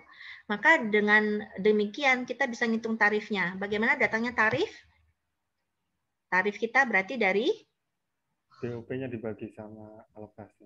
Betul, 6 juta per bulan, biaya tarik total BOP per bulan, dibagi dengan dasar alokasi kita. Alokasi kita adalah unit produk dan bulan tersebut kita produksi 1000 unit per bulan. Ya, kalau ini satuannya dibuang, maka kita akan mendapatkan berapa ini nilainya? 6.000 per unit. Ya, selesai. Ya, nanti bagaimana mengalokasikan BOP ini ke produk? Ya, kita cari DMC per unit. Kita tambahkan DLC per unit. Ya. Kemudian kita tambahkan 6.000 ini per unit karena ini adalah tarif BOP ya. BOP, BOH, FOH sama aja ya per unit ya. Nanti itu akan ketemu HPP kita per unit. Ini penting HPP per unit ya. Sekali lagi ini adalah dasar kita menentukan harga jual atau seberapa untung kita. Guys. Pendekatan pertama. Oke? Nah, boleh saya lanjutkan dulu ya. Pendekatan pertama, unit produksi itu memiliki keterbatasan ketika kita memproduksi lebih dari 1 unit dan satu jenis unit maksudnya, memproduksi lebih dari satu jenis produk. Dan jenis produk itu pengerjaannya berbeda-beda. Ya. Ini akan krill dulu. Ya, kita lihat contoh berikut ini. Ya, kasusnya sama ya, guys. Tapi di sini itu ternyata kita nggak dapat informasi lebih lanjut bahwa 1000 unit ini ternyata bukan satu jenis baju, tapi 2 jenis baju. Ya, dan bajunya adalah untuk teman-teman yang cowok. Nah, sengaja Bu ini pilih artis Korea atau siapa ini, foto model gitu. Yang satu Tiffany, yang satu Yesa. Ya, karena kan cuma ada 2 cewek di sini selain Bu ini kan, gitu kan. Tiffany, kamu pilih atas atau yang bawah? Yang atas, Bu. Ya, oke. Tiffany atas ya. Dia adalah foto model baju kasual gitu kan. Yesa, sorry karena Tiffany pilih duluan. Yesa harus yang bawah. Yang bawah cocok enggak kalian menurut kalian Yesa ya? Feminim ya. Jadi yang tipe baju yang bawah itu adalah feminim ya. Dan untuk memproduksi baju merek Tiffany, ini kita brandnya Tiffany, ini brandnya Yesa. Ya. Oke, nggak apa-apa ya, Yes. Ya, begini dengan podcastnya Anda loh sama si Yesa sama siapa ya? Podcastnya mengerjakan mata kuliah Pancasila. Ya, sama siapa Yesa waktu itu podcastnya? Robi sama Riko, Bu. Riko sama siapa? Robi. Robi, oh iya, ngomong tentang apa namanya kos-kosan itu banyak yang nggak dapat makan, nge-grab terus gitu ya. Ya, lucu deh ya seperti itu. Ya, terus lanjut lagi ya. Jadi ini Yesa mempodcastkan bajunya. Oh, hai guys, gitu baju saya memang untuk feminim gitu kan. Nah, dan jangan lupa ini ada bordirannya ya. Jadi bordirannya merak. Dan Anda tahu merak itu adalah lambang keindahan gitu ya. Dan dia akan menunjukkan ekornya yang indah jika dia merasa tertarik kepada lawan jenisnya. Bla bla bla seperti itu kan. Sehingga Anda tahulah bajunya yang brand Yesa dengan Tiffany itu berbeda. Kalau Tiffany kan cuma potong ini jahit selesai gitu ya, nggak ada pernik-pernik yang harus dilakukan lagi. Sampai sini ngerti ya maksudnya Bu Yeni ya? Bahwa even though kita memproduksi 1000 unit, 500 produk A dan 500 produk B, tapi Anda tahu sendiri bahwa produk A dan B ini pengerjaannya berbeda ya. Menurut Anda nih, ya mau tanya dulu ke kepala pabrik kita, ya. Ke manajer kita, Pak Yoser atau Pak Javerio. Ya. Menurut Anda, baju Tiffany atau baju Yesa yang lebih susah dibuat? Baju Yesa. Baju Yesa. Baju Yesa, obviously lah, kelihatan baju Yesa mesti kainnya agak licin-licin gitu kan, jahitnya juga susah gitu kan. Terus setelah jahit selesai mesti dibordir gitu kan, bordir mesin bluk gitu seperti itu. Kalau Tiffany kan kaos ya, jadi jahitnya lebih gampang gitu. Nah, nggak fair kan kalau biaya produksi, biaya overhead itu kita alokasikan ke unit produk, padahal kita tahu bajunya Yesa itu lebih susah dibuat daripada bajunya Tiffany. Dengan kata lain, bajunya Yesa akan memakan waktu yang lebih banyak, baik tenaga kerja maupun mesin, ya kan, daripada bajunya Tiffany. Dengan demikian, biaya overhead nggak adil.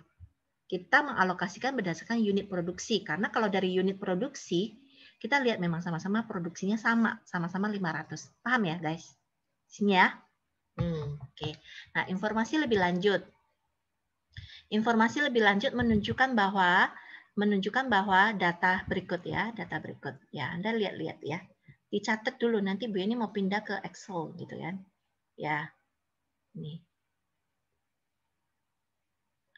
Informasi, kita peroleh tarif upah per jamnya 2.000.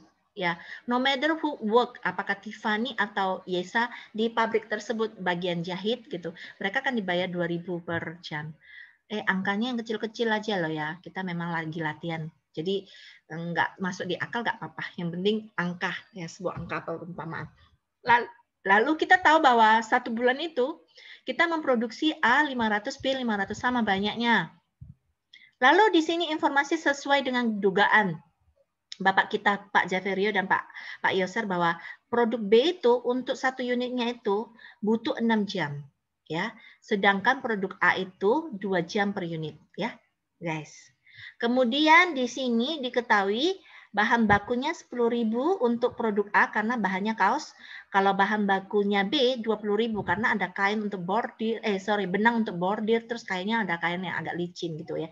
Kain sintesis ya, sintesis yang agak licin.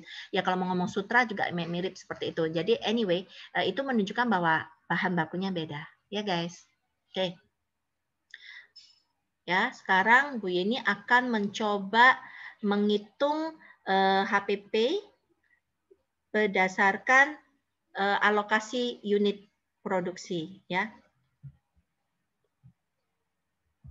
Nah, ini sama ya, seperti tadi. Kita menggunakan lagi seperti ini ya. 6 juta itu diketahui di soal, biaya overhead kita. Kemudian alokasinya per unit, ya. Berdasarkan unit produksi. Kemudian 1 bulan kita produksi berapa unit, guys? 1.000 ya, kita nggak mau tahu ya itu mau 1 macam, mau 2 macam, mau 3 macam, yang penting totalnya 1.000 ya, 1.000, sehingga ini perhitungannya sama persis dengan tadi muncul sama persis dengan tadi ya, ketemunya kalau Anda ngitung di sini ini adalah 1.000 unit. Kemudian ini adalah 6 juta per 1.000, sama persis kayak tadi. Sehingga ketemunya 6.000 per unit. Ya. Ya. Nah, ini dilihat-lihat dulu datanya. Bu, ini mau pindah ke Excel ya. 6.000 unit per ini, terus ada lagi informasi ini. Ya, kalau boleh screenshot dulu dah supaya nanti gampang ya. Anda screenshot dulu atau Anda take pictures, use your mobile phone first because we are going to move to Excel gitu. Later I will ask you the information ya. Oke. Kemudian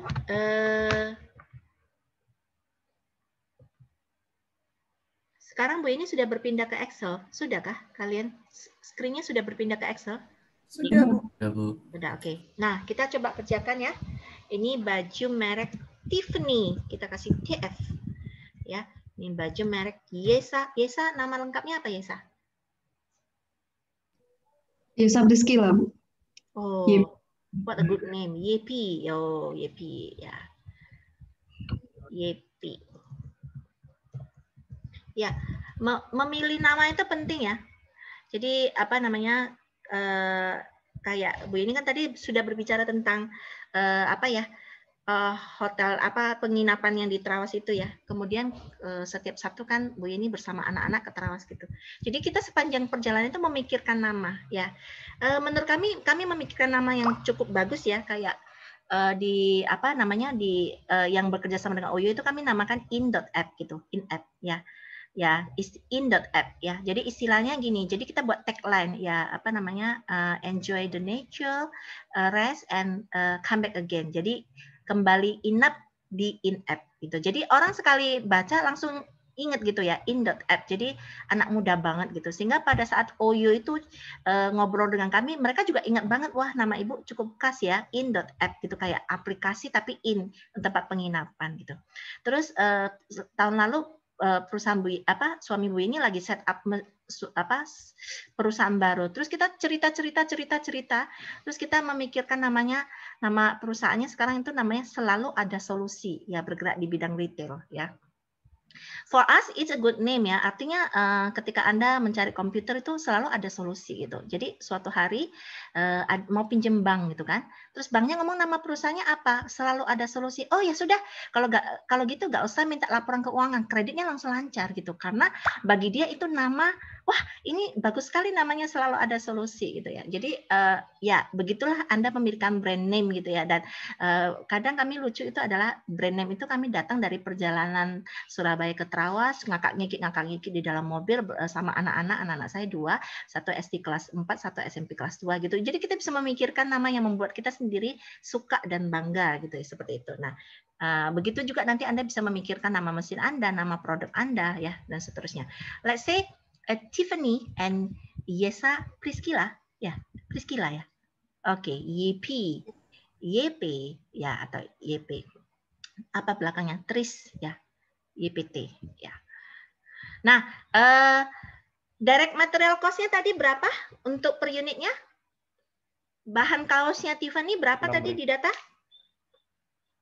Mungkin Anda bisa unmute semua kalau tidak mengganggu gitu sehingga bisa langsung jawab. Berapa? 10.000. 10.000. Oke. Bajunya kaos Tiffany per unit itu 10.000 ya, guys. Kalau bajunya Yesa, YP, brand YP 20. 20.000 yang shield sama benang-benangnya ya, kita di total semua. Mau pakai metode material costing apa ya sembarang. Let's say kita pakai average costing gitu ya. Ini minggu lalu kita sudah bahas ya. Kemudian direct labor cost-nya ini diketahui di data ya. Di ini dari data. Ya. Kemudian untuk direct labor cost-nya bolehkah Anda lihat lagi untuk produk Tiffany itu butuh berapa jam tenaga kerja? 2 jam per unit. 2 jam ya. 2 jam 2 jam per unit. Per unit. Terus kemudian kita punya tarif berapa? Tarif upah standarnya berapa? 2.000 per jam. 2.000 per jam. Berapa? 2.000 ya? 2.000 per jam. Oke, 2.000 per jam. Ya, ini tarifnya per jam. Sehingga kita akan ketemu datanya adalah 4.000 rupiah per unit. Nah, ini sudah tarif DLH nih. Tarif DLH kan? Direct labor cost. DLC ya. Nah, ini Bu ini tulis ya 4.000. Dengan cara yang sama, maka baju brand YP juga bisa dihitung ya. Dengan berapa? 1.000. 6 jam. 6 jam. 6 jam kali 2.000. Oke, 6 jam kali 2.000 ya. Ini terus di sini 6 jam per unit ya datanya dari ini. Karena untuk memproduksi baju YP lebih susah daripada Tiffany sehingga operatornya habisnya lebih banyak ya. 12.000. Oke. Oke, 12.000. Dan FOH, tarif FOH tadi di soal tarif yang ini, yang merah ini, yang ini ya. Ini yang ini. Merah. Ini hapus ini dulu. Oke, guys. Sekarang bisa nggak ngitung FOH-nya baju A?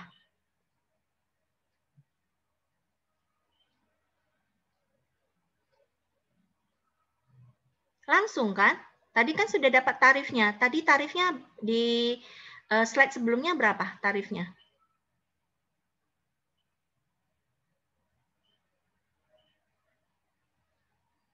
Yang warna hijau tarifnya.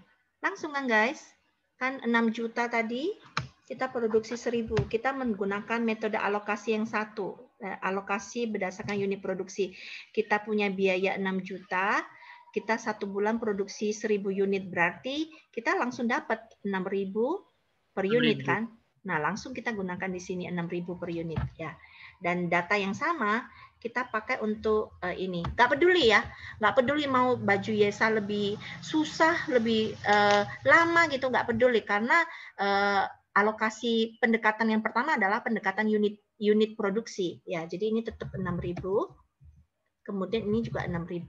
Sehingga kalau Bu Yeni jumlahkan semua di sini, maka kita akan ketemu HPP kita ya. Kita akan ketemu HPP kita. Bu Yeni samkan ini 3. Ya. Harga brand harga baju A, Tiffany hitung HPP-nya 10.000, harga Yesa 38.000 ya. Let's say Bu kita ngambil untung sedikit 2.000 gitu ya. Maka kita tentukan harga jualnya. Harga jualnya adalah 22.000 dengan 40.000 ya. Harga jualnya sehingga kita bisa ngitung profitnya, cuannya ya. Profitnya itu adalah ini dikurangi ini 2.000, yang ini juga 2.000 ya. Terus profit marginnya, sorry ya, ngitung profit margin atau cuannya. Bagaimana menghitung profit margin? Harga jual HPP per harga jual kali 100%. Ya, betul. Profit dibagi HPP ya. Profit dibagi HPP. Yang warna hijau merah itu boleh ya? Bu Yeni sudah hapus ya? Ya, Bu Yeni Boleh. hapus. Ya. Sehingga di sini profit marginnya itu bisa dihitung dari yang ini. Kita untungnya 2.000. Untungnya 2.000. 2.000. HPP kita 20.000 ya, kalikan 100%. Berarti kita cuannya sekitar 2/10% kah? Betul ya? 10% ya? Ya. Sedangkan yang ini walaupun sama-sama angka 2.000, tapi sebenarnya kita cuannya lebih kecil. 2.000 dari 38.000. Berapa persen itu? Please help me. Ya, I can use Excel here ya. Ini 2.000 dibagi ini ya. 5%. 5% ya, guys. Kelihatannya sama ya, tapi ternyata beda ya. Kelihatannya dapat 2.000 sama, tapi profit marginnya beda, 5,3. Ya, begitu. Ya. Ini juga yang membahas bagaimana menentukan harga jual dari contoh soal yang minggu lalu ya, yang tentang roti Jordan itu ya. Profit marginnya 10 sama 5%. Tapi Bu Yeni tahu kok ya, kalau untuk manufaktur tidak mungkin orang ngambil untungnya sedikit itu. Ya. Biasanya usually 40 sampai 50%. Rugi dong. Sudah punya pabrik buat baju, masa untung cuma 2.000. Yang biasanya 2.000 profit margin sekitar 5 sampai 10% itu retail. Kayak Yesa sama Tiffany bukan jahit, bukan buat, tapi beli dari ITC atau Mangga 2 Jakarta, terus baru jual retailer. Nah, itu profit marginnya baru kecil gitu ya. Tapi kalau manufaktur rugilah. Kalau menurut Bu Yeni, kalau kita punya perusahaan besar manufaktur, kita membiayai begitu banyak karyawan, jangan ngambil profit kecil, profit margin sekecil itu. Nah, tapi ini memang sengaja Bu ini set kecil karena Bu ini mau menjelaskan sesuatu. Oke guys, paham ya sampai di sini ya? Nah, ini yang tadi kita mau bandingkan ini guys, ya, bahwa pendekatan berdasarkan unit produksi atau alokasi overhead yang pertama itu tidak tepat lagi untuk contoh soal ini karena ada dua jenis produk walaupun diproduksi dengan kuantiti yang sama, mereka telah mengkonsumsi jam tenaga kerja yang berbeda dan jam mesin yang berbeda. Ya, dengan asumsi bahwa operator sama mesin itu sama karena mesin jahit tidak bisa jalan sendiri kalau tidak dioperasikan oleh operator. Jadi mesin jahitnya tidak otomatis kalau untuk yang ini ya, seperti itu. Nah, kita akan kembali ke slide ya guys. Untuk melihat bahwa pendekatan overhead yang pertama ini yang Bu Yeni sebut sebagai dasar alokasi menggunakan unit pendekatan yang pertama, menggunakan dasar alokasi unit produksi itu tidak tepat lagi ya. Nanti kita akan melihat perbedaannya. Oke. Saya akan kembali ke screen ke PowerPoint. Sudah kelihatan PowerPoint-nya? Sudah, Bu. Sudah. Nah, sekarang kita akan menghitung berdasarkan jam tenaga kerja. Ya, berdasarkan jam tenaga kerja. Menggunakan template yang sama ya, ini coba sebagai alat bantu saja. Gunakan template yang sama. Nah, sekarang kita menggunakan pendekatan yang kedua, yaitu pendekatan berdasarkan jam. Ya, just to remind you again. Ini adalah pendekatan overhead kita, kan? Still remember this one, gitu kan? Pendekatan yang pertama adalah ini, ya. Sekarang kita menuju ke pendekatan yang kedua, yang warna biru. Apakah kita menggunakan alokasi jam tenaga kerja atau kita menggunakan alokasi jam mesin, gitu? Ya, kebetulan di kasus ini operator yang bekerja itu sama dengan jam mesin yang bergerak gitu ya. Jadi salah satu sama aja gitu ya. Artinya kalau mesin kerja 1 jam, operator juga kerja 1 jam seperti itu ya. Jadi pendekatannya sama. Kita sekarang lagi menggunakan pendekatan yang kedua, yang biru ya. Nah, dengan demikian, dasar alokasinya kita menghitung berdasarkan template yang sama. Ini tadi contohnya. Ya. Ya, Anda bisa lihat slide. Nah, sekarang total anggaran kita berdasarkan jam tenaga kerja. Kalau tadi berdasarkan unit produksi, kita cari 1 bulan kita produksi berapa ya. Nah, sekarang kalau kita berdasarkan jam tenaga kerja, Bu ini kepingin tahu dong, 1 bulan itu habis berapa jam tenaga kerja? Can you calculate it?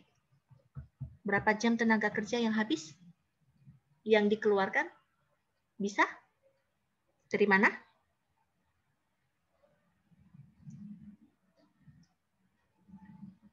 Dari mana, yo? Datanya kurang. Datanya kurang? Enggak, bisa dihitung. Bu ini bantu. Baju Tiffany A, kita produksi berapa? 500. 500 500. unit. Ya. Satu baju ini butuh berapa jam? 2 jam. 2 jam. 2 jam per unit. Berarti karyawan kita akan bekerja sebanyak 1000 jam. ya, jam tenaga kerja. Oh. Loh, Bu, maksudnya 1000 jam tenaga kerja itu gimana? Gini, kalau Bu Yeni kerja 8 jam, Bu Yeni, YS. Yoser kerja 8 jam. Jahit juga, Yoser ini jago jahit juga loh. Terus Yesa juga 8 jam, sama-sama YS semua. Ada 3 operator bekerja hari ini. Maka kita ngomong hari ini kita menghabiskan 24 jam tenaga kerja. Ya, guys, paham ya? Itu namanya jam tenaga kerja. Begitu juga mesin, Bu Yeni menggunakan mesin sendiri, Yesa menggunakan mesin sendiri, Yoser menggunakan mesin sendiri, maka mesinnya running 24 jam mesin. Ya, itu maksudnya seperti itu. Ya. Jadi jam tenaga kerja itu adalah jumlah tenaga kerja dikalikan jam yang mereka habiskan. Jadi selama 1 bulan si A ini untuk memproduksi baju tipe A ini kita menghabiskan 1000 jam tenaga kerja. Begitu juga sekarang sudah bisa menghitung B? Bisa, Bu. Ya, berapa? 500 dikali 6 jam 6. per Ya, betul. Ya, saya Dari- membiasakan menulis satuan ya supaya bagus gitu. 1000 per jam. Berapa ini 3000 sancengnya? jam. 3000 ya? 3000. Ya, 30 jam tenaga kerja. Sehingga 1 bulan kita menghabiskan berapa? Kita mengalokasikan. Operator kita bekerja 4000 jam tenaga kerja ya. Jam JTK ya. Sehingga sama seperti tadi, ini 6 juta per bulan, kemudian kita pakai pendekatan jam, maka 1 bulan itu kita harus, karena kita pakai pendekatan 1 bulan, 6 juta per bulan, maka kita harus cari 1 bulan itu tenaga kita kerja berapa lama. Berarti 4000 jam. Maka di sini kita ketemu tarifnya ya guys. 6 juta per bulan, ya, dibagi 4000 jam per Iya. bulan. Ketemunya berapa tarifnya? 1.500 Apa satuannya? 1.500 per jam. per jam ya. So, pegang baik-baik. Kalau tadi itu soal sebelumnya itu 6.000 per unit tarifnya ya. Kalau yang ini tarifnya, ini tarif FOH-nya, tarif BOP-nya, itu satuannya beda. 1.500 per jam. Paham guys? Ya, kita pegang ini ya. Kalau sudah, Bu Yeni akan berpindah ke Excel. Tapi sebelum Bu Yeni berpindah ke Excel, ada pertanyaan sampai di sini? Belum, Bu. Oh, Oke. Ini lanjutkan ya. Kita akan berpindah ke Excel. Angka-angka tadi masih ingat ya? Oke. Sekarang kita akan ke dasar alokasi ya, pendekatan yang kedua. Sudahkah? Sudah kelihatan pendekatannya? Excel-nya?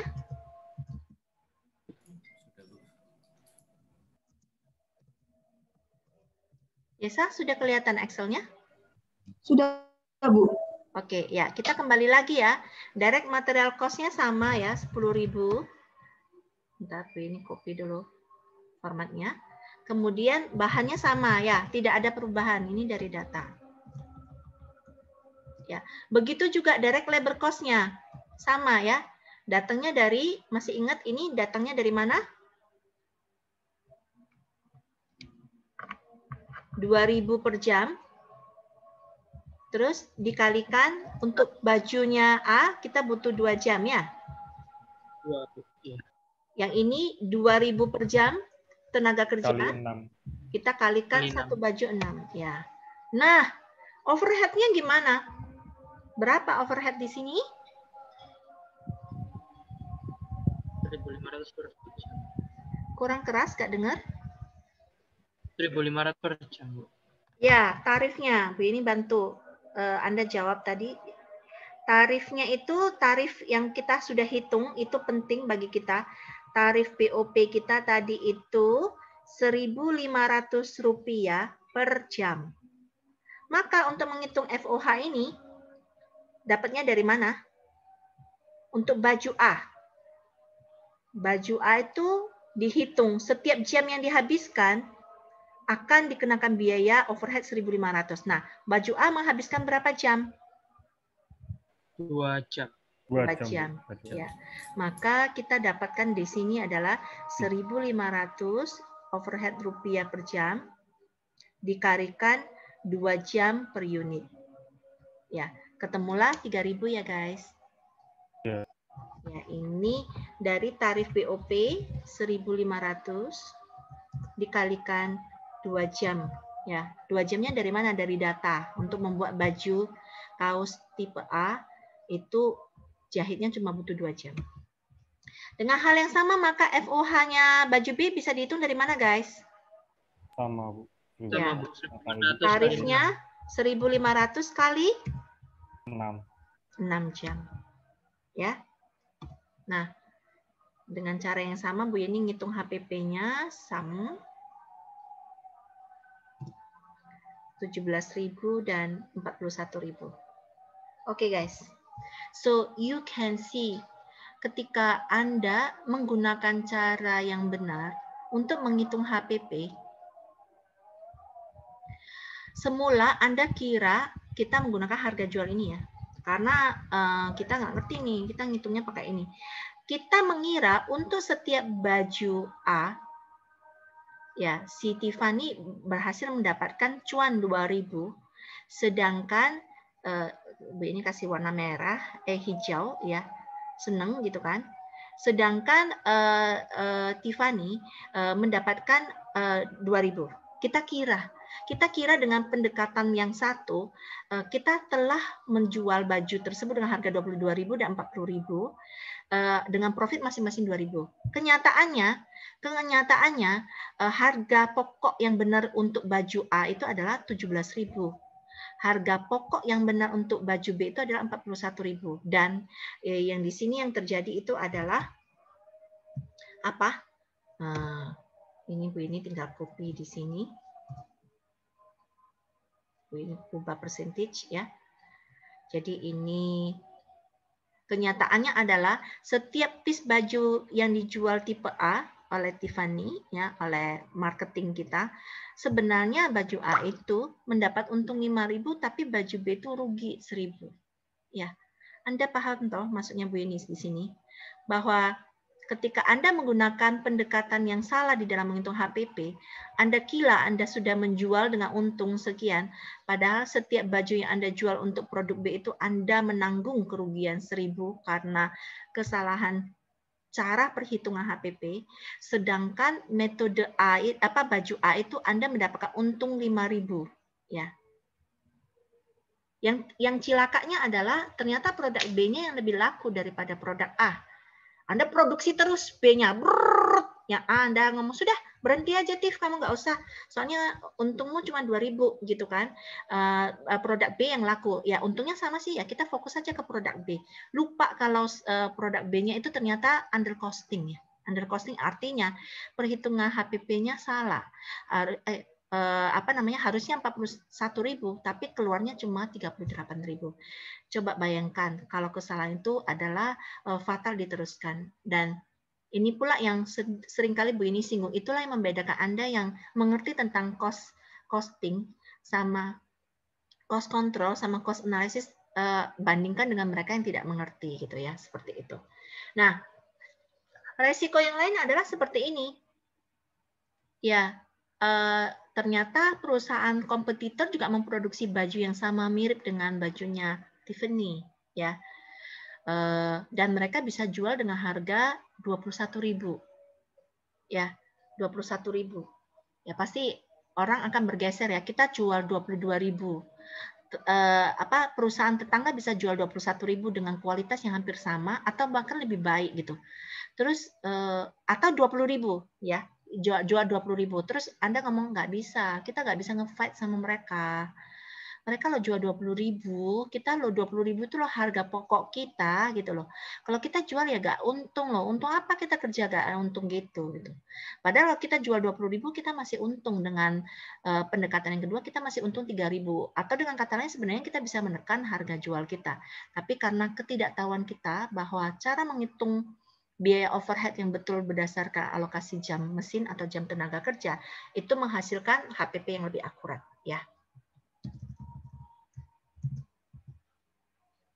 Guys, you got what I mean? Paham ya? Nangkap tuh ya. Nangkap yang ingin kita highlight kepada Anda ya. Ya.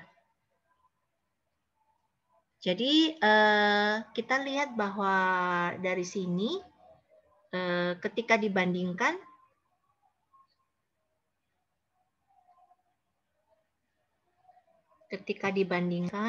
slide ini ya. Nah, ini ketika dibandingkan. Ini membandingkan HPP, ini membandingkan HPP antara alokasi pendekatan berdasarkan unit produk dan alokasi berdasarkan jam tenaga kerja atau jam mesin ya. Si produk A itu ternyata overcosting ya, HPP-nya dihitung terlalu mahal, padahal kenyataannya cuma 17.000 ya. Ini kalau kita ngomong basisnya ini lebih betul ya, pendekatan yang kedua lebih betul, maka HPP dengan metode pendekatan pertama itu overcosting ya, menghitung HPP terlalu tinggi. Sedangkan kalau yang ini menghitung HPP terlalu rendah ya, menghitung HPP terlalu rendah. Jadinya harga jual terlalu rendah. Harga jual terlalu rendah, kita kira untung, padahal sebenarnya kita lagi rugi untuk setiap unit yang terjual. Oke. Pendekatan kedua dulu guys. Sebelum Bu ini lanjutkan. Ada yang mau ditanyakan? Nah, oke. Kalau nggak ada yang bertanyakan, soal yang pendekatan yang ketiga gampang banget ya, berdasarkan percentage saja. Ini ya, caranya gampang banget. Ya, jadi gini. Katakan kita berada di bulan Maret suatu produksi gitu ya. Kita tahu direct material cost sekian, direct labor cost sekian, overhead kita sekian. Ya, ini 6.000 dari 6 juta tadi gitu kan, ya. Terus kita ngitung tarifnya. Oh, kalau saya overheadnya 6.000, tarif terhadap direct material atau direct labor berapa? Terserah. Terserah Bu, pakai yang mana? Mau tarif terhadap direct material atau direct labor terserah. Kalau yang ini, karena menurut dia direct material lebih dominan ya, jadi dia ngitung tarifnya ke direct material ya, sehingga 6.000 dibandingkan dengan direct material cost itu 1.500, maka tarifnya itu 4 kali ya guys, 4 kali. 4 kali atau 400%. Ya, sehingga ketika bulan depan kan tahu toh, menghitung DMC kan lebih gampang toh guys. Menghitung DMC kan lebih gampang. Bahannya berapa-berapa gitu kan. Menghitung labor cost juga berapa-berapa gampang gitu. Nah, overhead ini dia tidak hitung berdasarkan real data, tapi dia menggunakan tarifnya yang ini. Jadi angkanya ini tarif dari 4 kali DMC. DMC-nya 1750 ya. Jadi angka 400 ini dari data masa lalu. data masa lalu yaitu bulan sebelumnya, sehingga ketemu 7.000 baru dijumlahkan, oh HPP untuk bulan April 10.750 ya. Nah ini Bu Yeni kok gampang ya Bu? Masa ada yang pakai ada ya. Jadi Bu Yeni sadari waktu ada apa namanya? Jadi salah satu disertasinya Bu Yeni kan perusahaan perikanan gitu. Selesai kuliah S3 kemarin, objeknya itu adalah industri perikanan. Nah, kenapa industri perikanan? Karena suami saya lagi join dengan orang cold storage fish processing. Jadi nelayan tangkap ikan, ada ikan tuna, ikan cangkalang dan seterusnya di daerah Indonesia bagian timur sana gitu. Terus kemudian diproses di cold storage, didinginkan, lalu kemudian ikan itu dipotong-potong baru dijual. Apakah ekspor atau lokal gitu. Ada yang namanya grade A, grade B dan seterusnya.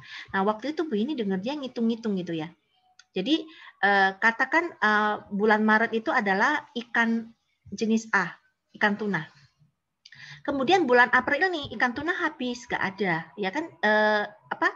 Industri ini kan mengandalkan bahan baku dari alam, ya. Kalau ikan tuna nggak ada, gimana kita carinya? Ya susah lah, gitu kan? Yang ada ikan cakalang gitu. Nah, waktu saya dengar suami saya bojoku itu ngitung HPP cakalang itu, dia pakai cara ini ternyata. Oh, cakalang itu biaya per kilonya gini. Tenaga kerja memproses gini, overhead-nya belum tahu, tapi dia pakai overhead ikan yang lain. Oh ya, sekitar ikan yang lain itu kemarin itu sekitar 400%. Jadi dia alokasikan dengan tipe ikan yang baru ya. Jadi pendekatan ini bisa dipakai ya seperti itu. Jadi kalau contoh di depan itu antar bulan Maret dan April. Kalau contoh yang Bu Yeni berikan itu antara ikan tipe satu jenis dengan tipe jenis lain ya, seperti itu. Karena ikan itu sama seperti pertanian ya. Pak petani nanam ubi kali ini. Habis itu tanah nggak boleh tanam ubi lagi, kalau sudah tanam ubi harus tanam padi gitu. Nah, mereka bisa ngitung overhead-nya mengacu kepada tipe yang lain seperti itu ya. Nah, itu pendekatan yang ketiga. Oke, guys. Ada pertanyaan? Nah, kalau tidak ada pertanyaan, kalian kerjakan ini ya. Latihan soalnya ada di slide ya. Ikuti langkah-langkah yang sama seperti Bu Yeni. Ini soalnya, walaupun data di sana banyak nggak apa-apa, gunakan aja data yang diperlukan ya. Karena data yang banyak itu untuk materi lanjutan minggu depan ya. Bu Yeni minta Anda untuk menghitung HPP-nya. Ini datanya. Ya. Ini datanya, kemudian ini adalah alat bantu ya. Nah, Bu Yeni yang Anda perlu jawab itu adalah ini, menggunakan dasar alokasi jam mesin, hitunglah tarif biaya overhead, kemudian berdasarkan perhitungan A, hitunglah biaya produksi per unit untuk tiap produk. Ya, sama seperti tadi. Jadi Bu Yeni sudah sediakan tabel untuk membantu Anda. Nah, dan kunci jawabannya. Ya, nah Bu Yeni berharap Anda bisa menelusuri perhitungan yang ini untuk memastikan apakah betul kunci jawabannya ini. Oke, guys? Oke, Bu. Ya. Nah, itu Anda kerjakan. Jawabannya bisa dilihat di minggu depan ya. Bisa dilihat di minggu depan. Ya. Oke? Pertemuannya sampai di sini ya. Nah, kalian bisa langsung uji coba. Uji coba yang tadi ya, kalau nggak ngerti bisa tanya, saling tanya ya. Oh, Pak Tiara itu. Hah? Kenapa Apa bisa? Abraham? Oh, enggak, Bu. Tadi kamu ngomong banter banget, lagi ngomong sama teman ya. Maaf, Bu. Ya, oke. Ya. Oke, baik. Nah, ini sekalian ya, nanti ini yang ini jawabannya bisa kita lihat minggu depan. Kalau Anda mau latihan soal yang lebih canggih lagi, ini adalah contoh-contoh soal UTS ya. Ya, nomor 1 sama nomor 2 ya. Tidak usah dikumpulkan. Yang Bu ini butuhkan adalah yang ini, karena nanti ini akan ada lanjutan pembahasannya kita akan membandingkan metode ini dengan metode activity based costing. Ya. Oke. Silakan kalau ada yang mau ditanyakan. Sambil nyalain video dulu semua. Bu Yeni mau ambil absen. Baik, Bu.